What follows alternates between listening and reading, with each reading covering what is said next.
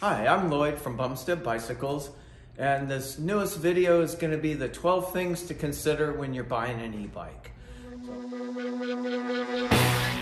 So you've been looking at a bunch of e-bikes and we're going through this list. The next thing I'd like to talk about are different options for them. So we've talked about the different, sizing and different things. So some of the options on a bike could be fat tire. It could be that it's a folding bike. It could be that it's, designed as a commuter bike, as a recreation bike. It could be that it's more like a scooter type of a thing. So those options, again, depending on your use, some have multiple options. Some of them are folding and fat tire. Look at those options, especially.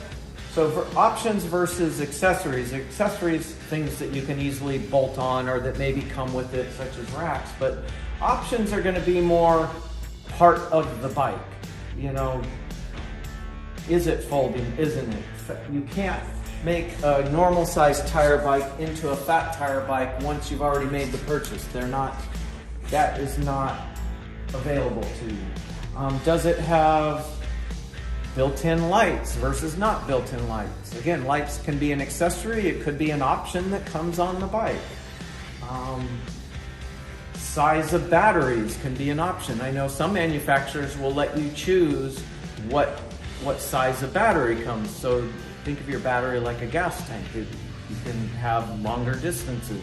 Another option, on these two bikes we pointed out, they have suspension forks. Can be added to a bike. Like behind us here, this bike does not have a suspension fork. Could be added, but at considerable cost. So do you need that suspension? Are the roads really bumpy? Will that make it more comfortable? There's also, on the more performance end, there's rear suspension. So you would have a mountain bike. On a mountain bike, do you just need front suspension, or will rear suspension help in your riding? So again, most of those options you got to look at, and based on your use, are things that aren't easily switched out on a bike. Just as a comparison, it's real easy to switch out a seat. It's not easy to switch out your frame.